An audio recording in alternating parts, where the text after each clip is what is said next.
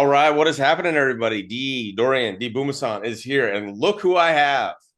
Best known, I guess, as Space Force Chuck. Would you like me to just call you Chuck? Yeah, Chuck is perfect. Yeah. Awesome, brother. So this is another painfully beautiful production. This is April 26th, 2025. I got to pass it over to Chuck. He's got a little disclaimer to give to us all, and then we'll get started. So go ahead, sir. Awesome. Yeah. Just wanted to share. Thanks for having me on here. Appreciate it. Normally I set the disclaimer of the views and opinions that I share here are like of my own, so they don't represent the DoD or Department of the Air Force or the military in general. So this is just a open, candid conversation between me and you. And I look forward to it. Yeah, appreciate it. I'm really stoked to have you on, man. We've talked a little bit, back and forth online. Yeah. It's always been a pleasant exchange between me and you. So I've always Yeah. appreciated the things that I've learned from you. First and foremost, I just, we got a human being here. Everybody thinks of him as Space Force Chuck. So you start thinking about the Space Force and all these things. There's preconceived notions in all these different fields on social media. But remember that this man is a husband. He's a father. And so I just wanted to maybe let you open up just to talk a little bit about that aspect of your life. Yeah, sure. I think the person that said it best, I'll be honest, like Justin Nunley, if you follow him, he was on TikTok for a while and then went to Instagram. He was active duty military for the longest time. And he just recently retired, but he never really made it known that he was active duty military because all you saw was him in a beard and regular clothes, and he would bring out the random video and say a random fact. It was always really funny and humorous. But what he said it best one day was, what you see online is just a very small sliver of who they are in reality. Right. And I really connected with that because the attention that I got on my social media, mostly positive, sometimes negative, but also a very small sliver of who I am. And yeah, so as you mentioned, I am a husband, I am a father. I'm married to my wife, Alyssa Ruffin. I can put her name out there because she is a public figure. She's pretty well known, I guess, in the music community. You Google her name in Google and find all the articles and places she's performed and artists she's opened up for, and her music is out on Spotify. So, And it's you know, country music. mostly country, yeah. Country. She does like a blend country rock, Awesome. world, but yeah, mostly country. And yeah, I'm a father. Like I've got three daughters of my own. I have two stepkids from, my wife's previous relationships, and then we're actually in the process of going through foster kinship care of two kids, which we will most likely end up adopting. So that's a whole story on its own. So that totals seven kids. Oh man, that's Um, like old school though. That's almost Brady. yeah, yeah, But that's like yeah, my parents. My parents had larger families, kind of about that size. So, yeah, yeah, man, you got a full house, that's for sure. yeah. It's pretty good. I mean, the the kinship care thing is definitely not something what I would say was on our bingo card of life. Uh, it was more of us like helping a family friend. And children, should never feel like they are not loved. And we put that investment in our kids all the time. And so when we have a connection with the older daughter, we've known her since she was in diapers, and the family friend's been a friend of ours for almost 2 decades now. So that challenge in itself, we just wanted to ensure that there was a foundation for them. And so we're in a pretty good place in life where we can offer that. Um, and I think that's important, is to know that me and my wife are both on the same page with it. Yeah. And that's genuinely like a good conversation. It's tough, because you have your pros and your cons of the situation, like you're changing the dynamic of your family, that you've known for so long. But my kids obviously are important to me and their well-being, but they've accepted it as well. We've sat down with them, kind of talked to them through, hey, what's going to change, what's not going to change, and they're actually really excited that they get another sister and a brother. So Right. yeah, That's cool. You're a yeah, busy guy then, man. I can't imagine. And then you got a busy job, which is what I want to get into a little bit. And I just want to get like, because I mean, you kind of know the world that I come from, just in our communications and whatnot. I've been in a yeah, lot of conspiracy spaces. I still tend to yeah, be some spaces that you might not agree with. That's cool, but I love truth, and so Yeah, same. I would like to just get like just a short little synopsis of like what is it that you do at the Space Force, and what is the Space Force really? What should people think of when they think of the Space Force? No, yeah, that's a perfect question. I think there's been a common misconception of what the Space Force is and does. We're still new. We're 5 years old. And understanding like what our mission is. What does the DoD have? Like why does the DoD need a Space Force? And that's kind of like been the main question. I think we were talking before the show a little bit about like the origins of the Space Force and its history. Right, In previous services or branches of the military, the Air Force actually had a program in 1954. And then, of course, the Department of the Navy and Department of the Army also had their space programs, which ultimately led into the development of NASA as another federal entity. But the Space Force really came into play. Um, Actually, I take it back a little bit. So there's when the Space Force was first thought of, it was actually prior to 2001. They were going to introduce it prior to the events that occurred on September 11th. Unfortunately, priorities shifted due to the events of September 11th, and it came off the table. They were genuinely trying to establish a space something, whether it was a space core or a space component of some kind. We still had Air Force Space Command within Air Force at the time. I actually served at Air Force Space Command from 2013 to 2016. That was before Space Force started. It was after I had graduated from National Intelligence University. And that's kind of where I call it like I got my space stink on me. In the military, when you go into certain communities and you get that stink on you, you kind of stay in that community. Um, so when the Space Force first started, 2019, a lot of the Air Force members that were former space personnel, space operations members, all organically transferred into the Space Force. It was kind of a opportunity to take it, right? They said, "Hey, Space Force is starting. We're going to migrate the Air Force specialty codes that are space associated, plus these other four, because we need intel, we need cyber, and we need engineers, acquisitions type folks." Um, but if you want to transfer as a space person, here, sign the dotted line. If you don't, here's like the 10 career fields in the Air Force that you can transfer into, because these are the needs of the Air Force that we need personnel for. The majority of us really just transferred. It was a one for one. And I took the opportunity. I was like, heck yeah, man, brand new military service. And setting the foundation of something totally new. right. This only occurs once in your lifetime, right? So being I was in a good spot where I could do it. And so I did. Yeah. That's awesome. But yeah, you get to set the foundation for something brand new, a new military branch that probably hasn't been done. And Yeah. I mean, how long? How long since the last actual military branch got set? Yeah. Air Force 1947. 47. That was the last military branch that was established. And the funny part is like I think we're Air Force history like number two, right? We're kind of experiencing the same things. If you look in the history books of 1947, that was, around World War II time frame. We're also looking at different demographics of blacks and whites in the military, and segregation was a huge topic.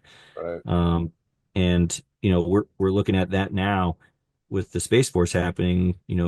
Back then they didn't really believe in the air power, like to present forces downrange. It was almost kind of convincing with like Doolittle Raid and all of those events that happened during that time frame.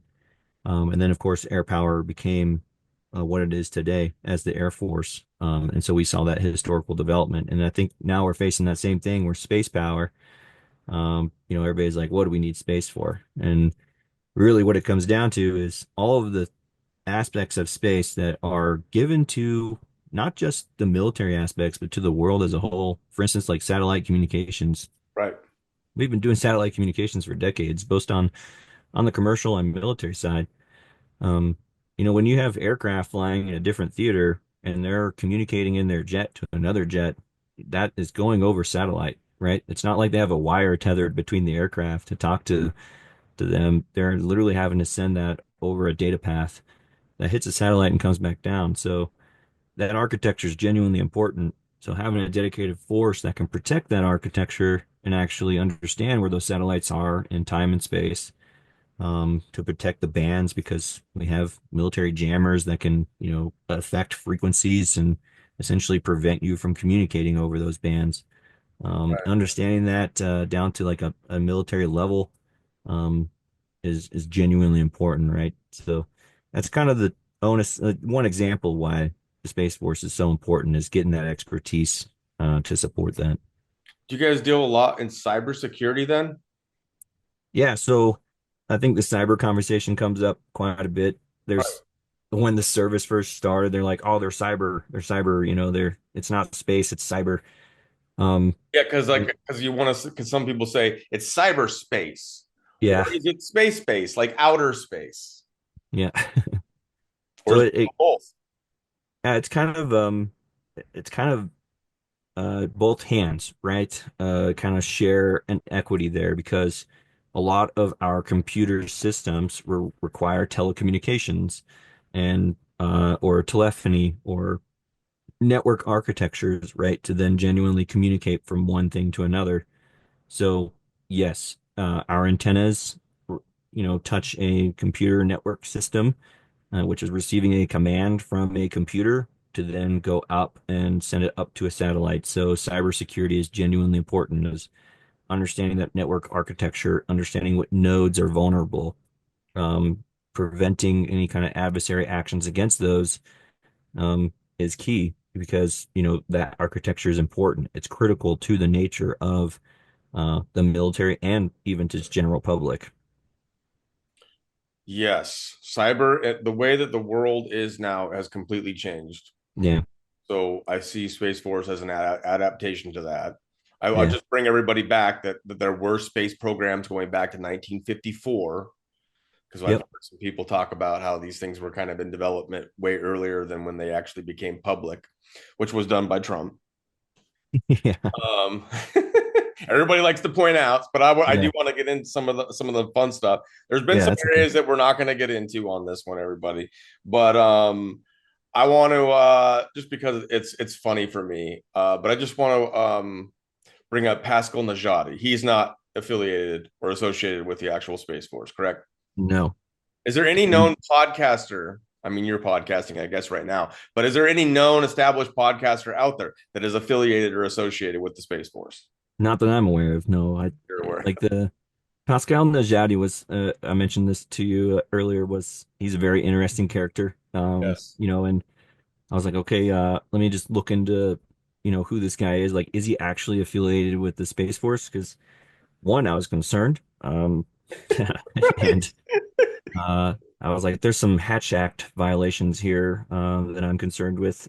So I looked and I tried to search for him. Like, we have what's called the global access list on our unclassed computers that we exchange emails from.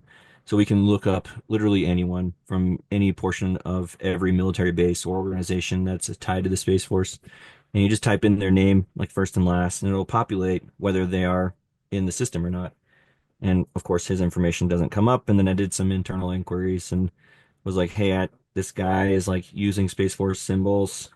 He's saying he's a part of the Space Force, but he's I haven't been able to find him anywhere. And they're like, yeah, there's nobody by that name anywhere. So, um, you know, it is what it is. He's a podcaster. He's, like I said, kind of LARPing a little bit, I think. Right. Um, and if he's very much so appreciative of what the Space Force does, I genuinely appreciate that too. But I would just, be careful what you say sometimes. Exactly. And I wish that they would at least have to have, like I was telling you earlier, entertainment purposes only, or a disclaimer Yeah. saying that this is parody, satire, or whatever. Yeah. And as I was talking to you, I've come from some extreme areas. I've been involved with Q, or what maybe some of the military would consider QAnon. Some of the conspiracy spaces that involve a lot of these characters that have said Yeah. various things throughout time to make people believe misinformation and disinformation that I believe is very dangerous.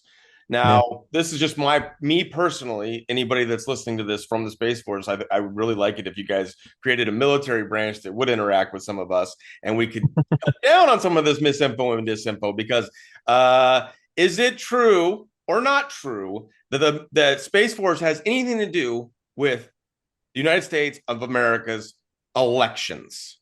No, no.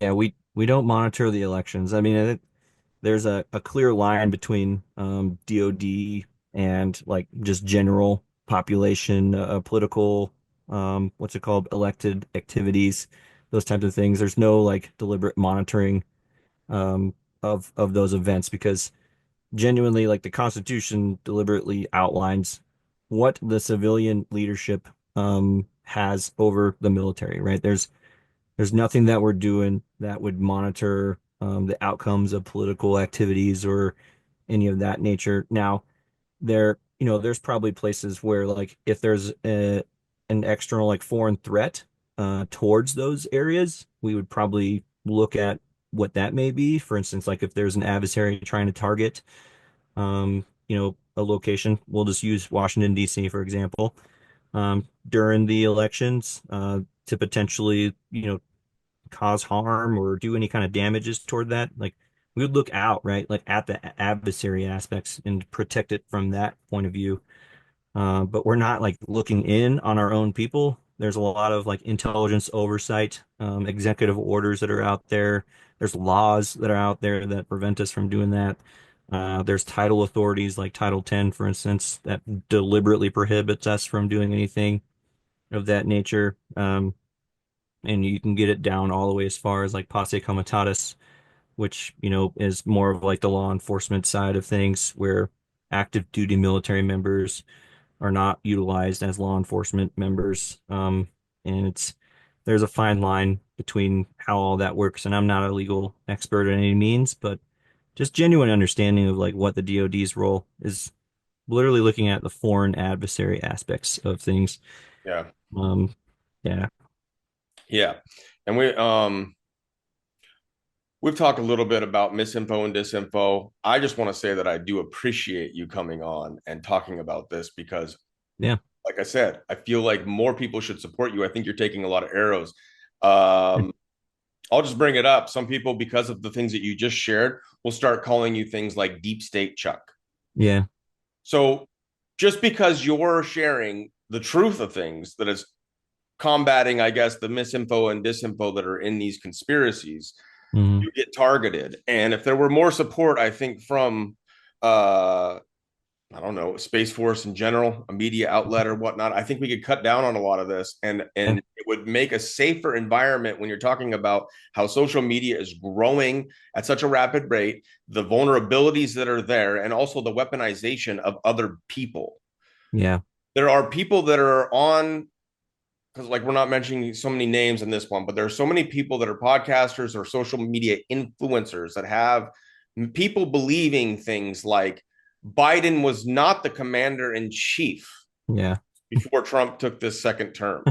And so when you have stuff like that going on and they command enough people, you could militarize people and that would be a threat to national security. So yeah, my personal request would be that there's maybe more time and thinking put into maybe combating this and doing it in a professional way. But like I yeah. said, I appreciate you coming out and saying this.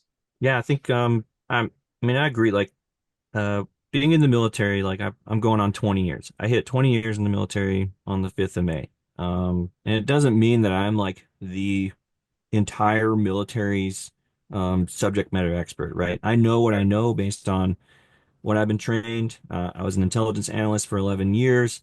Doesn't make me an expert by any means. There's plenty of other intelligence analysts out there and intelligence agents that are out there that have a much deeper connection to like the reality and scope of things than I do.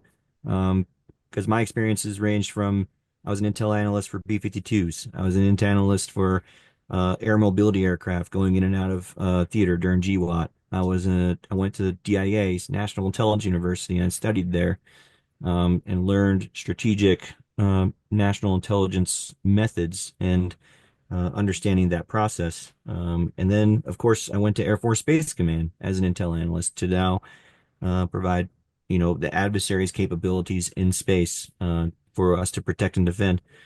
But then when it comes to like the misinformation world, how do you combat that when it comes to, politicians in specific roles that are genuinely designed by the Constitution, and then you are now using your influencer status to, I don't know, pull together sources that make it seem like it's something other than it isn't. Um, there's not necessarily a DoD organization or entity that looks at that combating of misinformation that I'm aware of, anyways.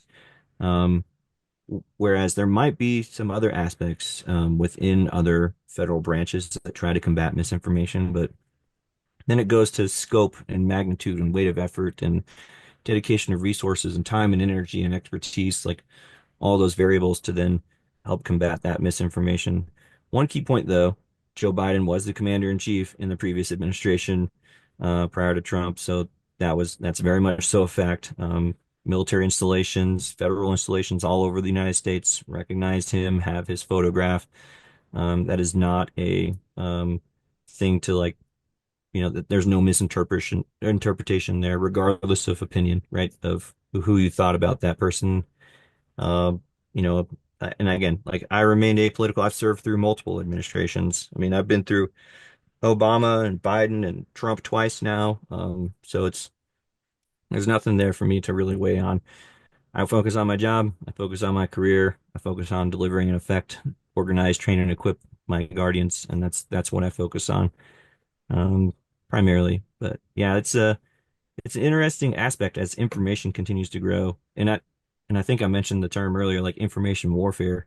Yes. Um, it's also a very real threat because foreign adversaries. I mean, if you read any kind of scripture, I'm reading a book right now, Unrestricted Warfare. It's actually a translation of Chinese author into English, and it talks about these various aspects of like how to combat information and utilize it against as a weapon to skew an environment. It also talks about like using strategy and doctrine and certain methods to, do the long game of, competing against an adversary. It's very much so a real thing, and trying to combat that is very challenging. And also, it's comes back to what our constitutional values are, like freedom of speech, right? So, Right. you know, how much do you really pursue that? You just have candid conversations, hopefully. Yeah, I'd say there's a fine line between freedom of speech and then it going into, like I said, militarizing almost or weaponizing people that are your Yeah, followers, believe things. It's almost cult-like.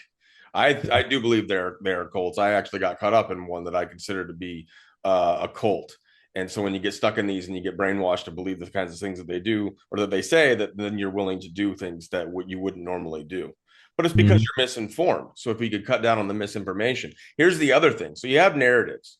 And so there's going to be people that are going to come out and they're going to call you a deep state Chuck, and they're going to say that he's working for the deep state and he's trying to like the work blah blah. Well, why doesn't anybody correct him? Why doesn't anybody come out and refute this? Why doesn't he get reprimanded? And why is he on this podcast with me right now? So it's Yeah. like these are, as you said in the disclaimer, these are the best to your ability as a person, as a civilian, also to how you understand things are going. But when hmm we're batting this information, why is there no one coming out and correcting it or saying otherwise? So it's important Yeah. stuff, because I also want to get into another one that's been pushed around. So we've talked a little bit about this, but like devolution, continuity of government, and there's a lot of people that are online that are in this podcasting conspiracy world, misinfo, disinfo, if you will, that are pushing things that don't have any kind of military background. Now, there's some that have some military background, but there's also other agendas at play. And so when you have Right. that kind of stuff at play, like you have that, but then I also want to add this new component, AI. Yeah. But now you're going to have videos where somebody could take your face, Chuck, and Yeah. come out and say the opposing thing to what you are actually saying here on this podcast now. Yeah. Then how does anybody know the difference? So what I'm saying is not only is it going to be important to fight misinfo and disinfo, as I'm talking to the Space Force and military or whatever. Uh, you now have videos that we're not going to be able to tell as civilians whether or not it's true or not, which could Yeah. start wars, which could cause mayhem. People could destroy cities, whatever. I Yeah. think it's important to combat these things. What are we going to do about these narratives like devolution, continuity of government, Trump's in Cheyenne Mountain, being protected while, the fake Biden's in office to wake up the normies. And then you have AI videos now coming out where we can't tell if it's real or not. What do we do Yeah. about that, Chuck? Yeah. That's a really, I think, complex question. There's so many variables on how to try to, I guess, to prevent the spread of misinformation to where it then potentially causes harm, Yes. or even puts people in danger, Yep. because there's always, I think there was a catchphrase that was genuinely used to, I guess, kind of explain what terrorist organizations were, extremists, right? And extremism. Mm-hmm. Once you get to that point of taking information, and genuinely like ingesting that information to where it's like a part of who you are as a person, and now not only are you taking that and trying to learn, now you're acting on it in an extreme environment to where how far will someone go to take that information before it becomes harmful? And that calculus is like a something way beyond me to understand. Um, but it's certainly a factor that needs to be addressed as far as how do you combat misinformation to where, one, you're not looked at as, again, deep state. You're just saying it for the sake of purposes because somehow you're affiliated with the government and you're probably told to be here, kind of thing, which is not the case. I'm just as much as a human as anyone else. I take in the same amount of information as everyone else, and I'm just sharing kind of my own opinions on, things that I've observed and things that I've seen, and um, it's a challenging topic, and whether that's a DoD thing or if it's a, I don't know, say an FBI organization thing or CI, you name an entity that would take on a role that way, it's probably not gonna look good because it's gonna be tied to the government, and then it's gonna be the people kind of going against it as an organization because, oh, it's trying to combat misinformation. It's just them trying to cover up, the reality kind of things. And so how do how is that a fair balance also as building the trust of the people to truly say, okay, this organization is actually not, trying to, you know, just tear down information because it's false, but they're actually trying to tell the truth about the thing. So where is that balance line? I don't really know. Maybe it's a nonprofit organization, or maybe it's just like a group of civilians that have come together that have a ton of expertise and knowledge, and they're like, hey, let's build an organization that combats misinformation, and that's our whole thing. And that's what they focus on. And even then, there's a possibility where that could even be looked at negatively too, just because of its affiliations or who's on the team, as people start pulling on threads. Yeah, I'm not saying there's like an answer like that's perfect, and there's a lot of roadblocks in the way, and been a lot of weaponization, even with like, or at least said in the spaces that I'm in, the problems with NGOs, the problems with organizations that get funding from let's say shady characters. There's things that start out good and then seem to get taken over by big money. And then you have like what I've seen as far as like, I know you're apolitical. I tend to be more conservative, but I kind of come more towards the center now, like I was telling you earlier when we were off. Yeah. Um, you see these like fact checking websites. Some of Yeah. them do a fairly good job, but then some of them you can literally find that they're connected to a certain political party. I Yeah. won't get into it into the specifics of it. Yeah. You can see where they have their political leanings, and that includes media. That includes the mainstream media uh, Hmm. being more controlled by one side of the political party. We have to like have the conversations, I guess. Like let's not say we have any solutions, but let's say like we need to have this conversation more so that we can figure out how to stop the weaponization of everything. And that includes the Yeah. media, that includes misinformation. It goes all the way into alternative media. I mean, we have people in alternative media that are claiming to be part of the Space Force is one that we pointed out, but we have Yeah. other figures, and we don't even have to bring up names, that are literally saying that they have communications with Donald Trump and that Yeah. they know what's going on behind the scenes. And then they Yeah. tell their followers, and this is hundreds of thousands to millions of people, Yeah. this misinformation, disinformation, that in some way, if someone could just come out, we could find a way to have a professional come out and just say, this person is not in communication with Donald Yeah. Trump, or these are not things that the government or the military or anyone would ever be involved in. Yeah. You don't need to listen to these con artists. Yeah. Yeah. The con is very real. And, you know, it's I think almost sad and unfortunate sometimes that people get conned, right? Of, Yes. this misinformation. They lead them down a path of like, hey, if you support me, pay for my thing. Or if you support me, buy my merch. Or if you support me, here's how I can help you. Um, and again, I think that goes back to us like saying some of these people are just genuine entertainers. And again, going that disclaimer thing. Um, I'll put it in a perspective like this where so my focus, I had this conversation with some of my colleagues at work the other day. My job is to focus on organize, train, and equip the Guardians to prepare for war fighting. So that is 100% my focus when I'm at work. So everything else that's outside of that is noise. And so you kind of got to filter out that noise. And if I were to be, the person that says like, how does the government look at all this stuff? Well, they probably think it's just noise, right? They're just going to let the people talk and churn and say what they want to say because we'd be infringing on their rights if a government entity came out and said, "Hey, no, this thing is not real." But Right. I don't know what that fair balance looks like. And there's probably some moments that definitely could utilize like just someone coming out saying, no, I don't know who this person is. I've never seen them before. Them saying these things is not accurate. So any affiliation with them probably should not, you know, take what they're saying as truth data. Uh, Sometimes I wish that would happen. But I think for them personally, it's probably just noise. Because again, as you see, political characters, even military members can become targets easily. Yes. We have an identity affiliated to us, and the people, they outnumber us 1,000,000 to 1, you know, and to the point to where I've even received death threats in the past. And, that is not something that I want to enjoy because there's not really a mechanism for me to really protect myself against that because, people are using freedom of speech. They can say what they want, as harmful as it is. It does happen. Yeah, it's a tough discussion. I hope it is one that we can continue though, and that people that are in certain positions of power can have this as a think tank or whatever you want to call it to combat this problem because Yeah, social media is being used to weaponize some of it these is. Yeah. characters. Like I And said, information warfare is not something that's new. I mean, right?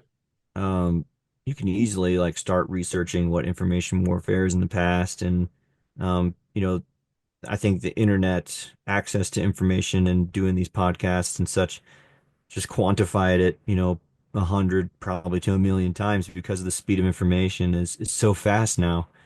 And plus you have all the influencers kind of co-sharing the same message, and it's just reaching people in a magnitude. Yep. But there's probably some context out there, as you mentioned, AI, where it continuously feeds new possible information and it just takes someone to gravitate towards it. Like, oh, I just got this really interesting article that was published by this one source that I think is genuine. I'm going to peel back the layers and then you find all this compounding data. Well, you don't know if that's coming from an adversary or not. Right. The origins of that information uh, is probably feeding that narrative a little bit. And there are some mechanisms of utilizing information warfare to then brainwash people to think about something and they think and they like connect themselves to it and they don't really realize that their beliefs are now shifting towards that ideology. And then ultimately underneath the surface, I'll use an example of one as like fascism, or authoritarianism or something along those lines, like where you genuinely connect to aspects of it, but you're not really put in the title or the label because it has a negative connotation. So when you really look under the hood, you're like, oh crap, like actually this does have a lot of connective tissue to that. And it's kind of strange to see, really. Right. Okay, so let's have a little fun. Um, what's it like to work with the Men in Black? Oh yeah, sweet. I don't know because they used this little black thing that they showed me one day, and ever since then, I always like to have this fun with Chuck, right? Where it's like, are you sure that you're not going to work, doing yeah, your job, and then as you leave, somebody's holding one of those little Men in Black things to take it away, boop, your memory. yeah, So yeah. there's that. You get the alien conversation a lot. Yep, you get the alien conversation, and I know because anytime you come on, and I was actually in an X space where somebody was asking about this. Now, is it fair enough to say that your job would be compartmentalized so that you wouldn't know all aspects of Yeah, I operation? mean, my job is fairly just like specific to missile warning, right? So that's all Right, I focus on. I don't have any external knowledge on anything else. I've been in again the military for going on, it'll be 20 years, May 5th. And I've never been exposed to that level of information, right? There's always been, the cool stories out there. There's the whole like UAP thing that started up. I think during Trump's first administration, that was pretty interesting to see that they actually dedicated an office and a couple of personnel to like go and fact find, because of videos from fighter aircraft that were showing up and they're like, hey, that's a UAP. Like, what is that thing? right. Um, you know, I was like, wow, that's pretty interesting to see that they're actually putting resources to it. So there's got to be something to it, um, Yeah, more, there's been maybe talk in more it's just Congress. curiosity. There's been talk in Congress about some of this stuff, and there's a lot of people that are in the Yeah. alien whatever conspiracies, or they get pissed off maybe being called conspiracies at this point because some of them are really like dedicated to it, but some of them think Yeah. disclosure is almost here, Yeah. and Yeah. that's just something we can just kind of like spitball on. But some of the things that I want to do, because I was in this X space and I know the question's going to come up in my comments. Okay. Are you, Chuck, aware of any programs that's called the Super Soldier programs? No. So I there, know that's always in a conversation too, is like super soldiers too. I mean, there was even a movie about it, I think in the early 90s, or something right, along those lines. It was called Super Soldier. So there's always that fantasy, right, of like, man, maybe what if there is, right? Like they're just injecting a ton of chemicals into the body to make them a superhuman and, they're kind of invincible. What that looks like in reality, I have no idea. I don't think we really have a purpose for it, to be honest. Like we have special forces units, Navy SEALs and Rangers and those guys that are elite on its own.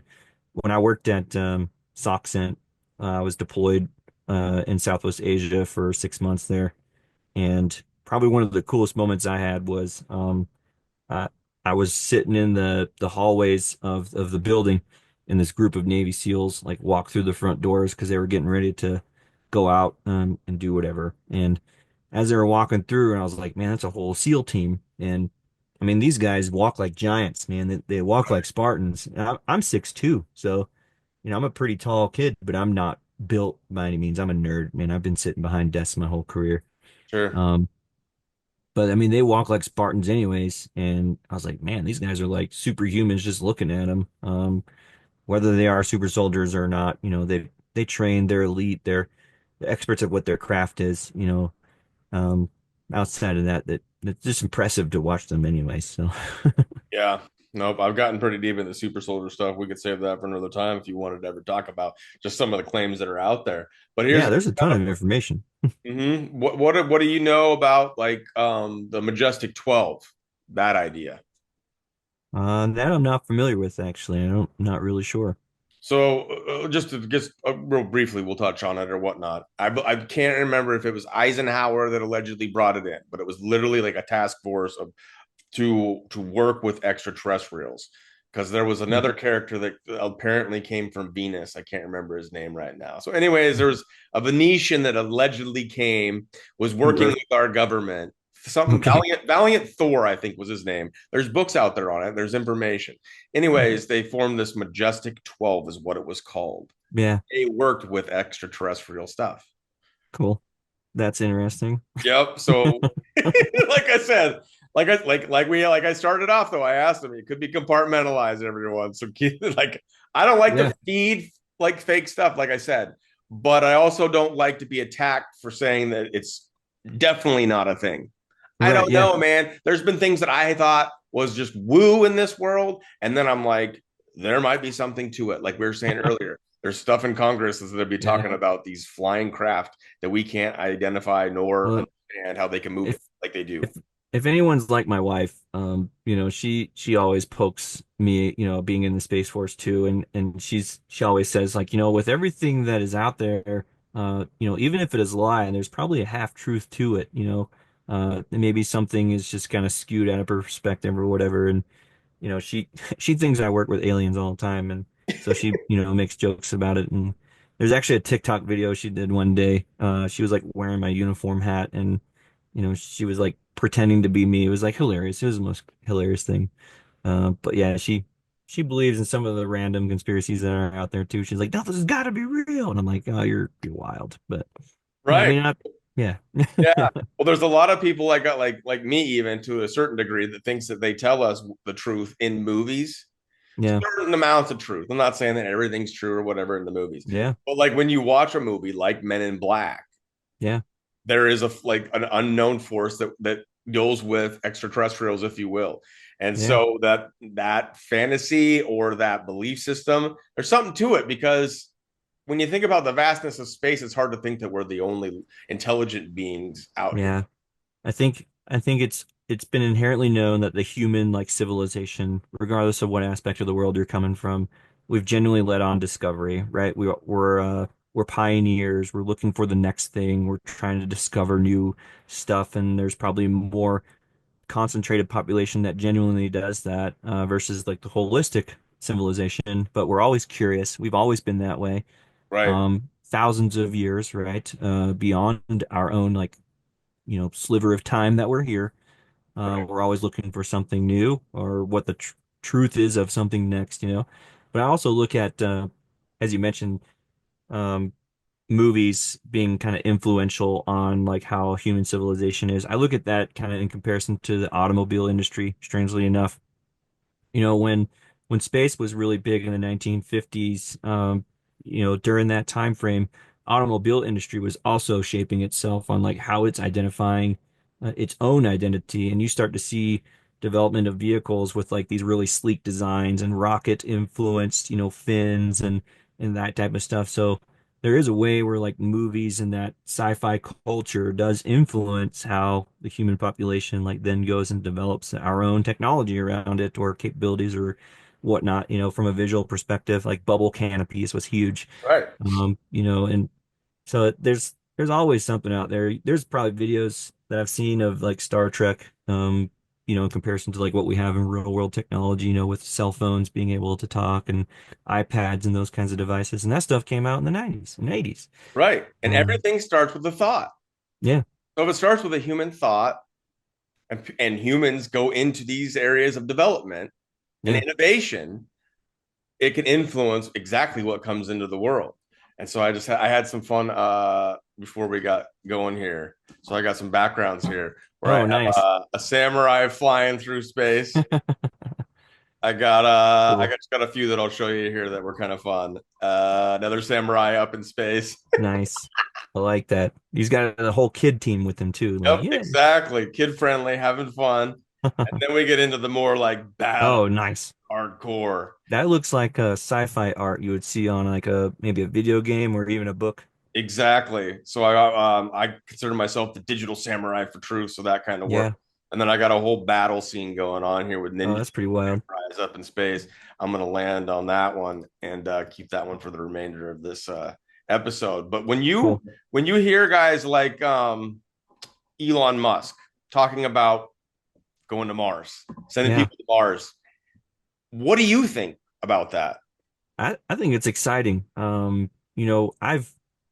I don't know, you probably see on my X posts, I like the space pioneer environment, and I also truly enjoy space enthusiasts. There's a podcaster like Ellie in Space, for instance. She had me on last year, which was a really great opportunity. Unfortunately, I was like in my uniform, so I was really tense. I wasn't very casual.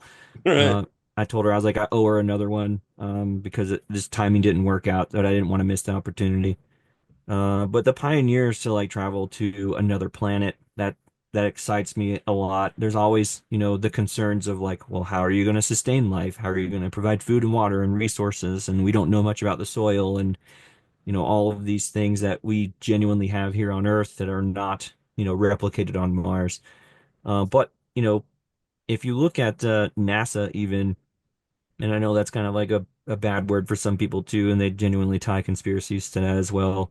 You can Yeah. call it a conspiracy theory if you want, whatever the definition is. But um, there is there's a whole publication that they do every year through Congress. They put out a documentation that showcases all of the science and experimentation that they've done, like on International Space Station, and how it has returned an investment in society.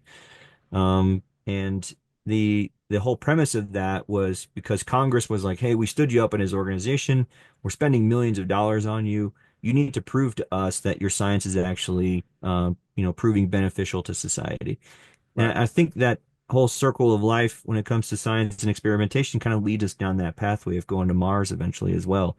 We're going to learn new ways of living as a human civilization. We're going to learn new ways of, I hate to say it, but government as well, because one of my concerns is when we finally do get to Mars and we start developing a population there, is what happens now when people need some type of government and some type of orderly behavior because of, you know, there are people that are unfortunately just have inherently bad things, right? And sometimes that stuff happens. Will that happen right away? I don't think so. Over time, if we continue sustaining a population on the planet, there will probably need to be something along those lines that will occur. And I reflect back on the TV series The Expanse, a lot of times to kind of see like, sci-fi kind of tells you a little bit of those stories of what that government looks like, and or even underprivileged people, the miners of the asteroid belt versus the Mars population and competing governments between Mars and Earth, what kinds of things could happen potentially. So it's unique, that all of these things are led to be discovering, and I truly hope that we're successful in that endeavor. I know that he has made it very apparent that we need to be, as a human civilization, looking for ways to expand our footprint in the universe. Otherwise, we risk, not being a civilization anymore. Right. The universe is unpredictable. Overpopulation. I don't believe in like some of the hype that gets pushed behind like climate change and global warming and those kinds of things all the Yeah, time. But there's a case to be made about as far as resources and over doing it here on the planet as far as food and water and making right. sure that continues to be sustainable. I think there's a lot more that we could do to help the rest of the world, so I really wish that politics would play nice with that. Yeah, Here's one though, when it comes to this talk about going to Mars, because there's a lot of train of thought that don't believe that there is anything like Mars. They believe that what we're looking at is the firmament and that it's all an illusion. yeah, What do you yeah, say to those kinds of people that say that your job, Space Force, is a joke because there yeah. is no such thing as space? That's a really cool question because I actually did a TikTok video, like, again, expressing my own opinion, of course, on that topic.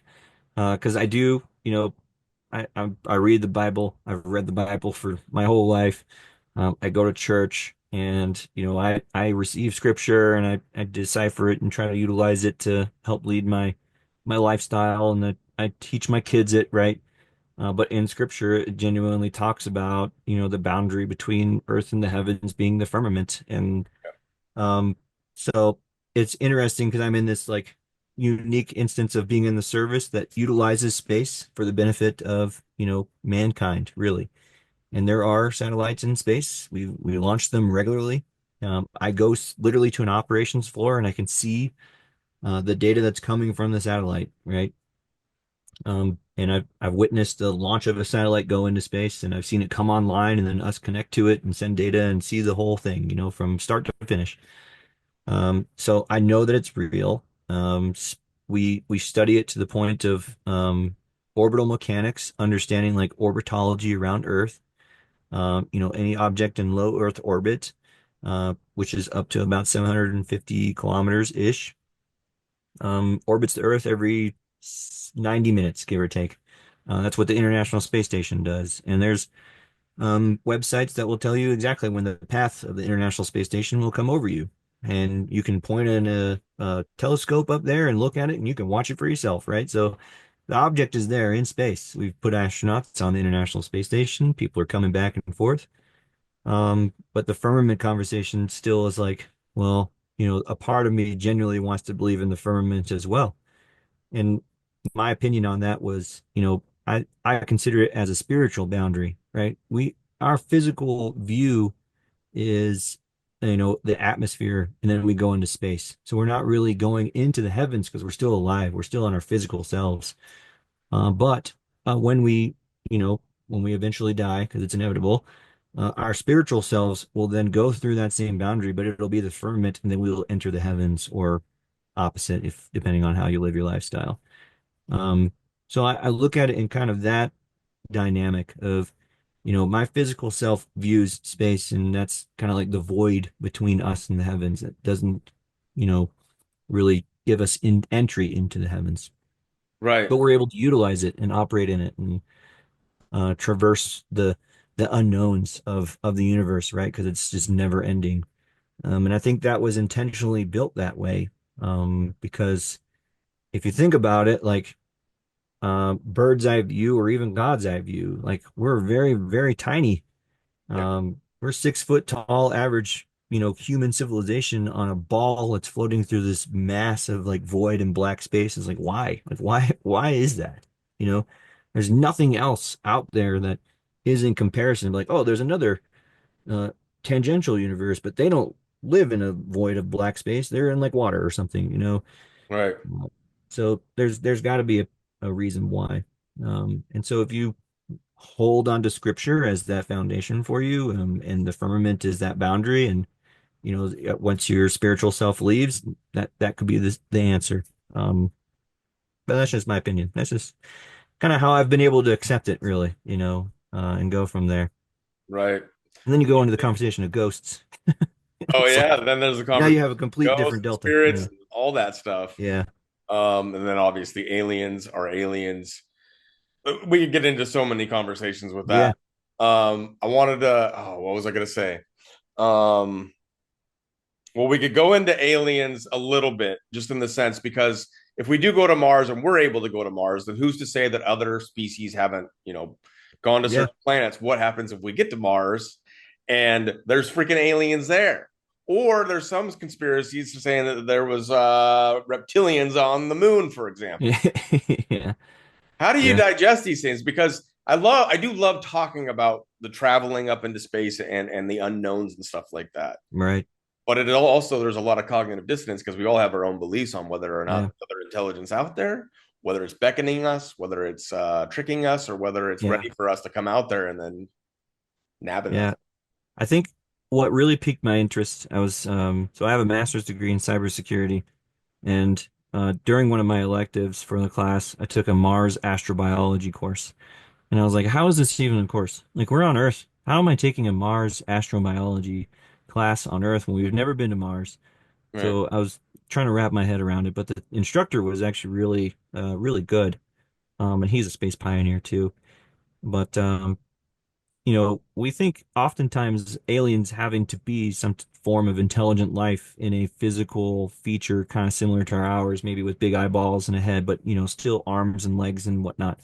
Right. But he took it down to a context of there are microorganisms that currently exist on this earth that we don't see with our own eyes, but um, that could same thing could be on another planet, and that would be considered alien life because it's undiscovered and it's not the same as what we've experienced here on Earth. And so he was also taking like the different environments on other planets, and even here on Earth we have similar environmental conditions, and we look at extremophiles, and extremophiles are essentially organisms that live in an austere environment that don't have natural resources such as water, which would then help them live longer that we rely on as human species. Something like that could Um, even live in like lava, right? yeah, they can live in lava or really like extreme conditions that are not naturally organic the way we understand it.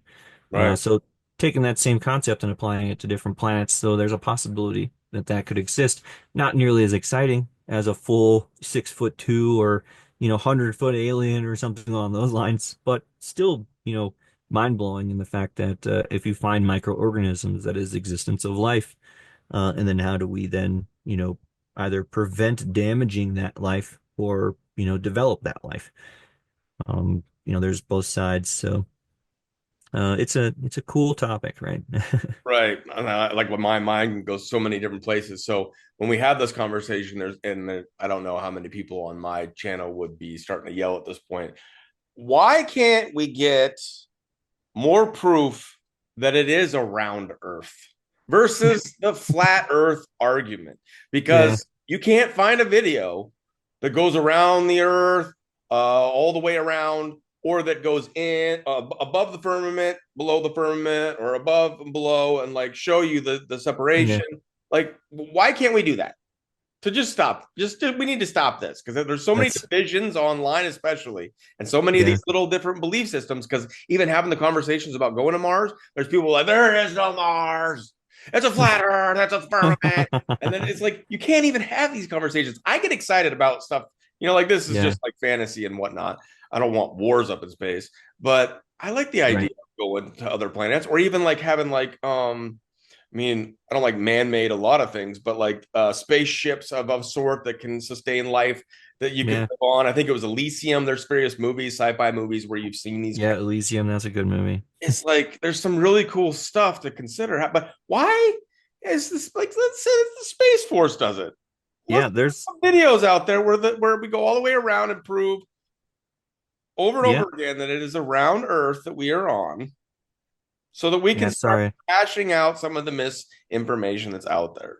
Yeah, I'm trying to look for one of the most recent companies that sent their commercial lander to the moon, and they actually took a photo of Earth as we were going through a lunar eclipse. And there's a really cool like halo ring around it, and it was pretty phenomenal to look at from a different perspective of like the orbiter being on the moon, looking back at Earth, and the sun going in behind it, right? And it looks similar to what we would see as an eclipse on Earth. Um, so there's always the like, why can't we see, videos of us going through the firmament or looking at the whole Earth? In fact, so NASA has a database, over 70,000 photos of Earth, from our very first like technology of taking pictures of Earth from the moon, all the way up to modern day. And actually did a video of this on Facebook that had gotten like over 1 million views or something. It was pretty wild. But there are also images of aircraft flying at like 60, 70,000 feet, watching a rocket launch come up through the atmosphere and then exiting into space. So there's videos out there, and then even in with SpaceX, what they've genuinely done is because of the flat Earth theories, is they put cameras on their rockets to where they can, show the actual rocket leaving the atmosphere, entering space, releasing its capsule, and then returning back to Earth. So that shows the whole to and from, even live feed. You can watch the whole thing. But then you can also go back to their YouTube channel or whatever. But then, of course, you get the people that are like, "Oh, that's CGI, that's Right. edited. If it's not real, you'll always have the speculations of, how much truth there really is." But there, quite a bit of resources that are out there that if you look for it, from that perspective, like my perspective, for instance, there's nothing to say that it isn't real. Even the astronauts just recently went into the Dragon capsule, Jared Isaacman and his team, they did like the first polar, well, they went higher in elevation than normal. And then there was the recent polar orbit team that just went like 2 weeks ago. And the reason why we don't normally see everything from like the North Pole or the South Pole, and that comes down to telecommunications. So terrestrial-based telecommunications in austere environments such as Antarctica, not necessarily there. There's not really an infrastructure to safely bury cables and then put giant antennas there because the environment is so harsh. The amount of money that you would put in, it'd be in the billions, right, every year, because you'd have to go in and replace and fix that architecture. Is that one of the reasons why planes and such won't necessarily fly over Antarctica? Because there wouldn't be as True. much communication. It's a safety Yeah. concern. Absolutely. Yeah. Wow, So I back in never the even day, thought of that until this interview. yeah. So, early 50s, right? Not a whole lot of telecommunication architecture. 60s, 70s, 80s, 90s. Now we're developing space technology. We're identifying portions of the world that are very austere in environmental conditions, very difficult to travel to in general. But now we're in the early 2000s where it's making it a little bit easier for us to get to Antarctica and back. But if you think about it, like general resources in the United States, we have water, we have trees, we have gasoline, we have oil, we have all that stuff here. You don't have that in Antarctica to just continuously replenish that capability because it does take oils to, keep antennas moving because those parts can potentially freeze. And, now that goes into the science of different chemicals to be able to support that kind of stuff. And then the architecture there. So communications terrestrially just are almost impossible.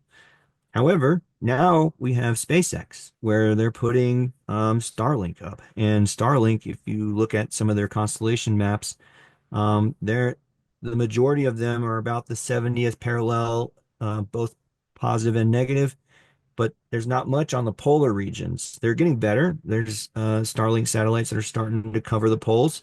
So now we're looking at space-based telecommunications, and now we're actually able to see imagery and video and be able to communicate to astronauts that are traveling over the poles, like the recent mission that just occurred with the four civilians. They did the very first ever civilian polar transit, both over the North Pole and the South Pole. And we were able to have communications with them for the most part in real time, but it still definitely needs to be a lot more robust going in the future. They were still able to do a lot of science and experiments, but certainly the main factor there. Um, yeah, and that's really what it comes down to is our ability to communicate, and then of course safety of flight. We don't want people to just traverse over the polar regions and then something happened and they crash and there's no way for us to find them. Right. Um, GPS navigation capabilities, we can see the polar regions pretty well. So if something does crash and they start sending a beacon out, search and rescue operations can occur in the polar regions. But it takes a lot of logistics to get, a whole team up there to go then do recovery in time, of course. So we're getting there. It's just going to take some time. Well, I had never even thought of that because people bring this stuff up all the time about, well, why don't people fly over Antarctica? It's like, it's kind of like there's a lot of theories behind it, but some of Yeah, it really is that it's like a portal to another world. And that's where the reptilian race is. That's where Admiral Byrd went, where there is a hole to get into Hollow Earth. So there is an inner Earth. There's all yeah, kinds of conspiracies that surround Antarctica being protected so that nobody gets down to inner Earth. And the cult that I right. was in, the guy was all about these inner Earth beings and how they are on Yeah, five. and there's probably cave systems are very real. We Sure. see that on the surface. The depth of those cave systems in Earth pro still very undiscovered. I think there's like portions of the world that we don't even really know how deep something goes, and there was actually in Russia, they did it back in, I think, the 70s, where they tried to drill down like several miles down into the core of the Earth, and then I guess it didn't work, or the bit broke, or something along those lines. Right. Uh, so, no, there's still a lot to discover, even subsurface on the Earth. Right. Trying to see if I can find the video of the polar orbit mission to show, because there's a really great video of them going over Antarctica that they shared, and it's pretty remarkable if you see it because it's everything is so white. And it's freaking majestic and super beautiful, but If you can it's find kind of that, one of those show it. first features. And then Nick Hague, he's an astronaut too. He, takes photos. Astrophotography is very real, very prominent. Oh yeah, so Firefly Space, that's what it is. They had a photo from the moon by Firefly Space. It shows like the sun behind the moon. Really, really cool. Yeah, if you look at my X feed, there's all kinds of posts that go go into that. I You share send quite a me a bit link. of the I'll throw it up civilian on the side. screen. What's that? If you throw a link to me, then I can throw it up on the screen. Yeah, sure. Should I text it to you? If it's on X, then just go ahead and send it Oh, there. put it in your messenger. Okay. Yeah, put it in that messenger. And then I have one other fun thing that I'd like to bring up. Because some Yeah, stuff. there's the Firefly space photo I just messaged to you. Yeah. Oh wow. Okay, I got that pulled up. Did you have a couple that you wanted to do? Yeah, I'll see if I find the Antarctica one. I don't know if I actually shared it or not. All right, well, let me pull this one up first because this is beautiful. So this is so explain exactly what we're looking at here again. Yeah, so Firefly had put out their lunar lander about a month ago now, probably a little bit longer. And so their lunar lander successfully landed on the moon. And this was during the time that we had the lunar eclipse. Um, and so what they're looking at is looking back at Earth. So the dark space in the center is Earth, and behind it is the sun. So they're looking at the halo of the sun in the perspective of the lunar eclipse of being physically on the moon, looking back at the Earth. Right. It's pretty phenomenal photograph because it's like one of the first ever photos that we've seen from that perspective. Right. And yeah, it's pretty remarkable. We're usually looking from Earth at an eclipse that is the sun behind the moon. Right. Yeah, normally that's our perspective, right? Is the sun behind the moon. Right. But this is the inverse of that. So it's Earth and the sun is behind it. Interesting. And yeah, if you follow Firefly Aerospace, their lunar lander's not in session anymore. Here's a video um of them like going around the moon. Oh, It's pretty nice. wild. This is right before they landed. Oops. Hold on, people. I'll get it. Don't worry. All right, let me pull this up. I love this stuff. All right, so this is Earthrise, Earthset, repeat, Blue Ghost, third and final lunar orbit maneuver is complete. Early this morning, our Ghost Riders performed a 16-second burn with our RCS thrusters to enter a Mhm. near circular low lunar orbit. Up next, we'll perform a 19-second descent orbit insertion at our 100-kilometer paraloon to begin our descent to Blue Ghost's final destination, Mare Crisium, on March 2nd. Footage below captured by Blue Ghost shortly after our second lunar orbit maneuver. More to come soon. Let's check this bad boy out.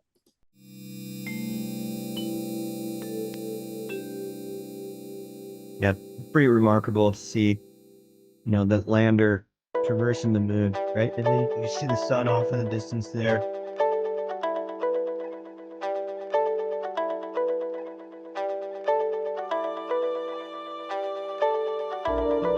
Yeah, that is awesome.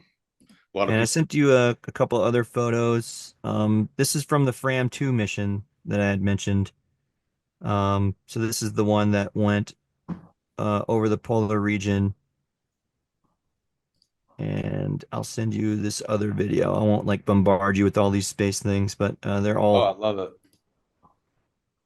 they're all there. This is all from the same mission from the Fram 2.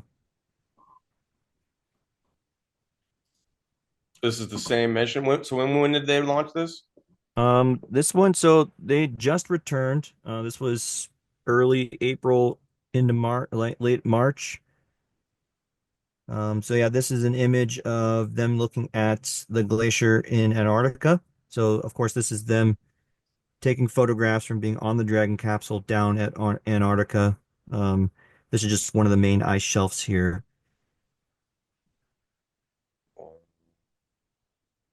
Pretty And so we amazing. And talk you can about tell like there's no civilization here, right? right, So putting terrestrial based communications capabilities would be impossible. And even trying to get to this region of the world would also, I mean, we're talking conditions that are subhuman. There's no survival here. Uh, right. and there's a couple others that I sent to you. There's a quick video clip of them going over Antarctica. Yeah, this is their video clip. Wow. Yeah, so I mean, think about that. The vastness of the southern edge of the world, right, is this of Antarctica, and this is their video of them being in the Dragon capsule, showing the vastness, and then of course looking off over into the oceanic regions. So it's pretty intense to think about, right? Yep, pretty telling of the curvature people. Just Yeah, there's the curvature. Yeah, which, you can believe is the fisheye or not, but right. and this same mission did the first ever like X-ray experiment on a human while being in the capsule as well. Pretty remarkable. X-ray of a person while they were in the capsule. Yeah, they took an X-ray of a human hand. I could share that to you as well. And they show you kind of the tablet that did it and the laptop, and then it shows you the X-ray photos as well. I think there's another picture I just shot to you. Let me see.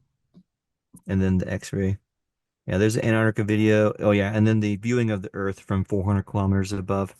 That's looking out the cupola. And he actually puts in his comment. This is Astro Chun.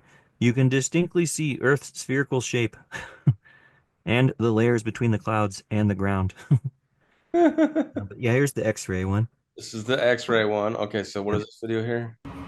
Yeah, so the video is them showing the equipment on the capsule. So he's holding the device that does the X-ray, and then she's got the laptop, the computer system that is taking the images and putting them onto the laptop there. So they put the hand, I think, there first, and they did one of the chest cavity as well. Yes. The serum, and yeah. We do that So look at he's got his cell phone, like with him Right. in the Dragon capsule. and we do that because X-rays can also be used for finding faults in electronics. Because of the force during launch, I guess, to see if anything All should. right, so let's look at these. So here's the one in the chest. Yep. And the crazy part about that image, like you can see the bleed through of the equipment from the other side of the body. Like that's the physical body and then equipment behind them, right? So it X-rayed So this thing imagery is all the the way through. equipment behind them. Yeah, so that's equipment behind them. Wow. And And then of course, this is the X-rays of the human hand, him showing his wedding band, of course, on his hand. And really the truth data behind this is, bone density loss is certainly a condition that happens when you spend a lot of time in space. And so having the ability to now take X-ray images to determine how severe that bone density loss is can feed into developing other technologies to prevent bone density loss. Because then they can start taking measurements, start testing different materials that work or don't work for long duration space flights. And that's just going to help evolutionize the space travel in the future. it would tell you how long maybe you shouldn't stay up there or whether or not you should, go longer. But Yeah. how would you stabilize that? Would you create some kind of artificial gravity to have a more Earth-like Yeah. feel for them, maybe? Probably. Yeah, there's probably some like materials that they can develop on the spacecraft itself to minimize some of that, or even materials that they could wear, or the artificial gravity. Could be multiple things because essentially you're constantly in radiation out there. Right. And the sphere image was right before the Antarctica and the X-ray. So I'll if you pull look at that one. those, I just missed that one. There we go. yeah. So there you go. That's Astro Chun taking a picture from the cupola down to Earth. And like I said, you distinctly see Earth's spherical shape and the layers between the clouds. Yeah. And let's blow this up. So it's kind of a slight, a little bit, but hey, Yep. Letting you know there's the shape of it. yeah, Yeah, flat earthers are gonna be pissed. yeah, probably so. There's always people always find ways to arguments. It's interesting how people with imagination and creativity, I guess, Yeah, bend reality to how they want it to be or how they believe it so much is. And yeah, this is the kind of stuff though that I would just for it to be there'll always be arguments, there'll always be woo-woo, there'll always be people that want to think differently than everybody else. But for most people, if we could actually have an idea of where yeah, humanity was headed and what it looked like, it'd be beautiful. yeah. Yeah, So it's sometimes just even in conversation, like you can try to contextualize it, in a message on X, in combative posts or whatnot, but it just doesn't have the same context as showing something visually. Right. And then when you get to that visual aspect, there's always like the questioning factor, like, oh, that can't be real. That's computer generated graphic. There's no way that that's, coming from someone that's in space because space isn't real. Like you start compounding the other factors, and it kind of just they talk themselves out of it, out of trying to believe it. Right. So I wonder if you could, like, if there was, I mean, we've talked about some of this kind of stuff in the sense of using analog, or if they just used the old school film, like that you couldn't say mhm. was digitally changed or something like that. Yeah, Maybe some ways to like better proof or prove what you were yeah. trying to There's argue there. there's a ton of analog photos too, because what we used to do is take images of Earth and so there was an old C-130 mission that would be they would capture microfilm that would be sent back to Earth. They would have a giant hook on the back of the aircraft during the early days of the space program. And the microfilm would come down in a capsule, and the C-130 would fly by and catch it with its hook. And then that microfilm would be brought down to NASA, and then they would then, just like you would send off photos back in the day to get processed, right? They would Right. do that same thing. So all of those photos are now in like the NASA's National Library or whatnot. But so there are analog photos, but then they're like, well, how do we know that that came from that generation that could be made by AI now? And it's like, okay, like Right. It adds on you all can the never win analog the looks and arguments, feels. Yeah, Yeah, the argument would be nonstop, but trying to focus more on finding ways to maybe prove it to the best of our ability, I think is still, yeah, I think, important. But you yeah. I gotta think, like, well, you don't gotta admit. I want to say because it's kind of funny or ask. What do you think of the more recent mission by, I think it was Jeff Bezos craft that had oh yeah, Katy Perry in them in it? yeah. That looks fake. Oh That man, looked fake. there. My own perspective of it, it was like, okay, why are they sending like this whole cohort of females, like very elite females, right? Well, Right. I say elite in the fact of like Hollywood elite, No, um, yep, celebrity. not elite in other ways. Um, but and then of course the Blue Origin flight itself wasn't even like uh what's it called? Presented live, to watch Yep. them go up during the launch. And then the only thing that we saw was a video of them like floating in space in the capsule. And then they Yep. came back, and then it was like they Hazy. opened the door but didn't open the door. And then they came out and they're like, "Oh, I'm glad I'm back on Earth," kind of thing. It was like very theatrical, you Yes. know. And I was like, "What is the purpose of this thing?" I don't really know what they were trying to get after or what message they were trying to sell. Um, yeah, it was, I don't know, kind of embarrassing in my opinion, but I know. That's the thing, because stuff like that happens, and then you translate it to like all this other stuff, and then mhm. like the first moon landing. Yeah. Who set up the camera? Yeah. We were joking about that on a podcast that I was just doing with John Q. Simeon and Angel Ashley. And it's just like, that's the obvious one. It's like, this is the Yeah. first man coming down onto the moon. And yet, If who went you out there and placed that camera there? so if you go to Everyday Astronauts X page, Everyday astronaut. he This is on X. Everyday Astronaut, and he has a YouTube channel as well. He did a like I can't remember how long it was, but there's a YouTube video that he just published that he essentially walked through every known like space conspiracy to include the moon landing one with regards to like the imagery and the photos. And he posted like a really long YouTube video. Man, I'm trying to find it. I'm trying to make sure I don't lead you down astray here. Yeah. Because it was posted like 2 weeks ago. But he's also really good to follow if you do want some truth data on like space launches and what's happening in the space community. He follows literally everything from SpaceX to the Fram 2 mission. Man, where is it at? Yeah, I can't find the dude. I think I'm spelling astronaut wrong too.